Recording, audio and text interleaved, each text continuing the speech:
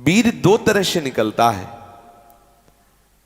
एक तो जो घातक है वो उसी के शरीर से निकलेगा जिसने हस्तमैथुन किया है या गंदी क्रियाएं करके बच्चापन से ही वीर को नष्ट किया है। जैसे 12-13 वर्ष की अवस्था है और उस अवस्था से आप अपने कुसंग के कारण वीर का नाश कर रहे हैं, तो कुछ वर्षों तक हस्तमैथुन करने वाला या अन्य गंदी चेष्टा करने वाला ये नहीं जान पाता है कि इसके द्वारा मेरी हानि हो रही, वो नहीं समझ पाता, क्योंकि जीवनी शक्ति भगवान अपनी तरफ से देते हैं। वो बिल्कुल ना खाए और हस्तमैथुन करे तो भी उसको समझ में नहीं आएगा। कुछ समय के बाद जब उसकी स्थायी जीवनी शक्ति से क्षीण होना प्रारंभ हो जाएगा, तब उसे वो लक्षण जो हस्तमैथुन करने से नाश ऐसे उस प्रसंग में बताया गया, वो लक्षण उसके जीवन में उत्पन्न होने लगते हैं। अब यदि वो किसी संग के प्रभाव से हस्तमैथुन बंद कर देता है तो उसका वीरपात होगा। अगर वो 3 दिन में वीरपात करता रहा है तो 3 दिन में वीरपात होगा, पक्का होगा, क्योंकि उसका अभ्यास बन गया है। अगर आप ठीक नियम से चलेंगे तो 6 महीना लगेंगे आपको उसको कवर करने में, 6 महीना लगेंगे।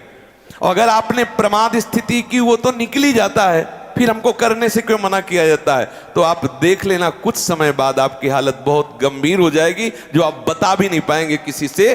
क्या गंभीर हो जाएगी? आप ऐसे ही साधारण क्रियाओं में ब्रह्मचर्यहीन हो जाएंगे। तो जो नव युवक जन है, साधक जन है, वीरपात में यदि उनका कोई स्मरण नहीं रहा और वीरपात हो रहा तो घबराने की जरूरत नहीं। और यदि स्वप्न में आपने स्त्री आदि का संयोग देखा या कोई ऐसी घर्षण आदि क्रिया हुई या कोई ऐसी कामोत्तेजना जनित और फिर आपका वीरपात होता है, तो आपके गंदे विचार और पूर्वाभ्यास के कारण होता है। यह बहुत ही गंदी बीमारी है जो आपको अंदर ही अंदर खोखला करती जाएगी। पहली बात, इस स्वप्न दोष से निकलने के लिए हस्तमैथुन को पूर्णतया बंद कर दिया जाए। अगर आप सदगृहस्थ भी हो चुके हैं तो कुछ महीने के लिए आप अखंड ब्रह्मचर्य का नियम लें, जब तक आपका वीरपात होना ठीक ना हो जाए। आप वो हानिकारक जो कामोत्तेजना बढ़ाने वाले भोजन हैं उनको छोड़िए, जैसे अत्यधिक नमक, बहुत कड़वी लाल मिर्च, और जैसे बहुत ही वो मीट मसाला आदि जो बहुत ही कड़वा तीखा, ऐसा गरम मसाला, और बिल्कुल गर्मा गर्म भोजन। ये आपके स्वप्न दोष के ठीक होने की बात है। यदि आप स्वप्न दोष से बचना चाहते हैं तो अत्यधिक नमक, बहुत कड़वी मिर्च, बहुत ही वो उष्ण गर्मा गर्म भोजन, बहुत गर्म मसाले से बना हुआ भोजन, और अत्यंत खट्टी चटनी, जैसे इमली की है, कच्चे आम की चटनी है, और मांस। ये जो लोग कहते हैं कि मांस ताकतवर होता है, तुम्हारी चर्बी बढ़ा देगा, ताकत नहीं। ताकत कहते हैं संकल्प शक्ति को। ताकत शरीर शक्ति प्रधानता नहीं होती। संकल्प शक्ति का एक महात्मा पूरे समुद्र को अंजुलि में पी गया। देखो, संकल्प शक्ति, शरीर की शक्ति एक सीमित शक्ति है, संकल्प शक्ति एक महान शक्ति है। जो ब्रह्मचर्य से युक्त होता है उसकी संकल्प शक्ति बढ़ती है। भले आप मांस खा के मोटी चर्बी और आप व्यायाम करके दिखा सकते हैं कि देखो मैं ब्रह्मचर्य क्षीण करता हूं लेकिन बलवान हूं, लेकिन आप आत्मशक्तिहीन है। वो आपका मोटा हो जाना बलवान नहीं है, आपके सुंदर सुंदर मांसपेशियां निकल आना वो बल नहीं है। आप शक्ति, बलवान वो है जो आए हुए आंतरिक वेगों को सह जाए। आए हुए आंतरिक वेग को जो सह गया वही बलवान है। ये जो मछली, अंडा, मांस खाते हैं ये कभी इस रोग से मुक्त नहीं हो पाएंगे। और जो लोग कहते हैं मैं तो खाता हूं, मेरे अंदर नहीं, विश्वास मत मानना, पक्का झूठा है वो। जो शराब पीता है वो अपने वीर को पवित्र नहीं रख पाएगा। चाहे गृहस्थ हो, चाहे व्यापारी हो, चाहे किसी भी तरह की स्थिति में हो, सावधान हो जाओ, ये शराब आपके जीवन को नष्ट कर देगी। ब्रह्मचर्य में अपने आप एक उन्माद है।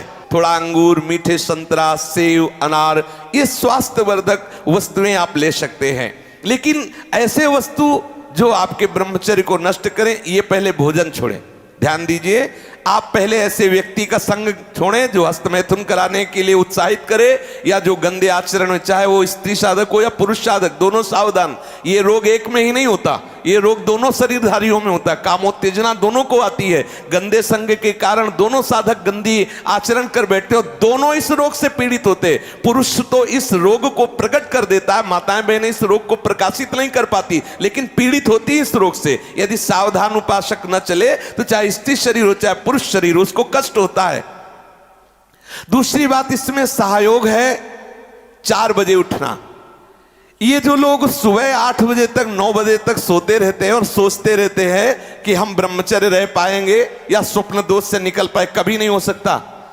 भगवान सूर्य जब उदय होते हैं तो आपकी आत्मशक्ति नष्ट होने लगती है। यदि आप उठ करके उनका स्वागत न करें, अर्घ्य न दें, प्रणाम न करें, जग कर भगवान नाम जप न करें।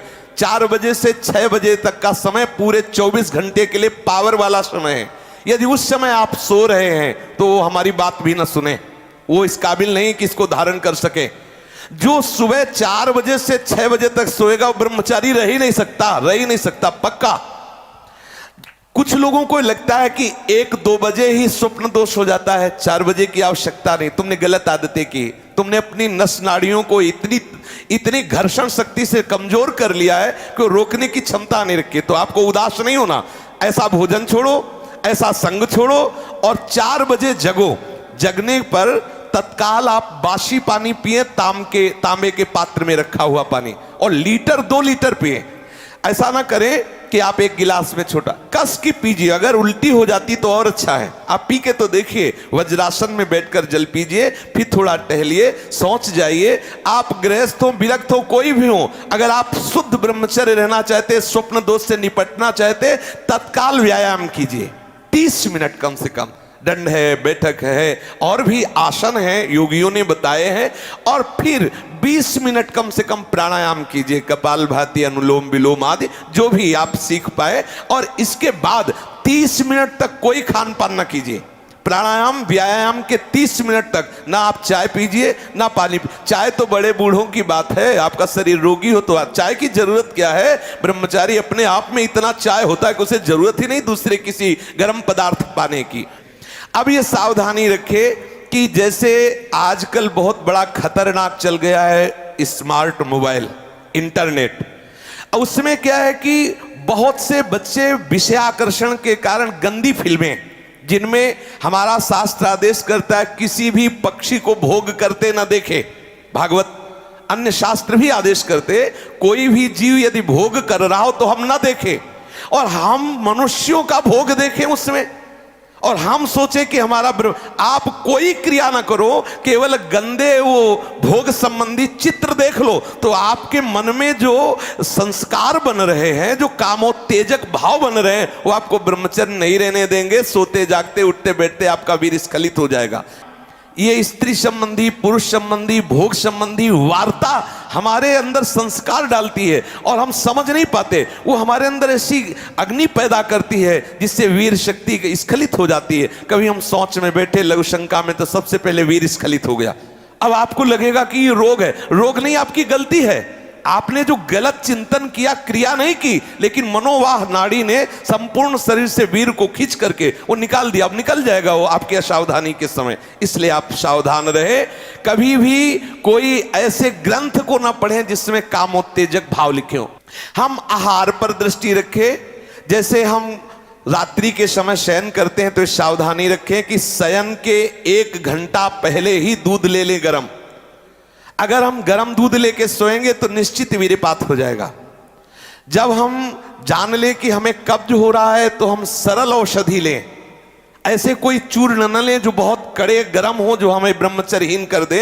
जैसे आंवला है और वो हर है, बहेड़ा है, त्रिफला का प्रयोग करें। वैसे प्रत्येक साधक को भोजन में 1 आंवले का प्रयोग कर लेना चाहिए, तो कब्ज भी दूर रहेगी और शीतलता भी रहेगी। और आंवला पवित्र भजन में भी सहयोगी होता है और भी स्वादिष्ट भी होता है। आप मीठा आंवला ले सकते हैं, आप खट्टा करके ले। वो आंवला खटाई में भी नहीं आता, और खटाई भी है, वो आपके साधन में भी आएगा, कब्ज ना रहने पावे। अगर हमारे शरीर में पेट में कब्ज है तो कब्ज में आंतों में जो जमा हुआ मल है वो ऐसी उत्तेजना पैदा करेगा कि आपका वीर स्खलित हो जाएगा। इसलिए कब्ज भी ना होने पावे। साधक अगर इन नियमों का पालन करे और भगवत स्मरण प्रधान है। ब्रह्मचर्य में सबसे प्रधान औषधि है स्मरण। आपकी जो स्मृति कामुक हो गई है उसको बदलिए। अगर आपका चिंतन नहीं बदला तो आप चाहे जितनी औषधियां खा ले, आप ब्रह्मचर्य को संभाल नहीं सकते। औषधि एक सपोर्ट है। यदि आप ब्रह्मचर्य को ठीक करना चाहते हैं, किसी आयुर्वेदिक वैद्य से कुछ दिन के लिए औषधि ले लीजिए, बकाया रोज औषधि नहीं लीजिए। आप रोज ऐसा करें, प्रातः काल उठ करके एक तुलसी की पत्ती ले, जैसे आप नहा धो चुके, एक तुलसी दल लिया, ठाकुर जी के चरणों में चढ़ा दिया, और रात्रि के समय शाम टाइम एक नीम की पत्ती ले, एक पत्ती, और कुछ दिन उसे पाइए, अगर आपको पच जाए तो फिर एक एक बढ़ा दीजिए, 10-10 पत्ती तक जाइए। किसी और औषधि की जरूरत नहीं। हर रोग का निवारण तुलसी की पत्ती और नीम की पत्ती सुबह शाम करने से हो जाए। आप देख लीजिए, ये ज्यादा औषधियों को ना खाए, नहीं तो जब औषधि छोड़ोगे तब कमजोर हो जाओगे। अगर आप बहुत हालत खराब है तो आयुर्वेदिक कुछ ऐसी औषधियां कई महात्माओं ने निकाली है जो आपकी वीर्य को पुष्ट करती है, उनको सहयोग के लिए ले ले, और बकाया चिंतन बदले, कुसंग का त्याग करे, भोजन सात्विक रखे, और नींद भर ही सोए। ज्यादा नहीं कि प्रमाद स्थिति में पड़े रहोगे तो फिर भी ब्रह्मचर्य हानि की संभावना है। नींद भर सोए, प्रातःकालीन वेला पर जग जाए, प्राणायाम व्यायाम करे तो निश्चित इस पर विजय प्राप्त। ऐसे ऐसे साधक हैं कि 10-10 वर्ष हो गए स्वप्न दोष नहीं हुआ, 10-10 वर्ष हो गए स्वप्न दोष ही नहीं हुआ। ऐसे भी उपासक है हमारे पास है, अपने पास है, 10 वर्ष हो गए स्वप्न दोष ही नहीं हुआ। तो क्या है, उन्होंने संयम किया, वीर जो है स्थगित हो गया, परिपक्व हो गया, धीरे धीरे ऊर्ध्वगामी होने लगता है। आप कभी घबराए नहीं साधक, सावधानी पूर्वक ये जो बातें बताई गई अपने जीवन में उतारे, चाहे गृहस्थ हो चाहे विरक्त। वीर ही अमृत है, वीर त्याग ही मृत्यु है, इतना समझ ले। श्री राधा वल्लभ लाल की।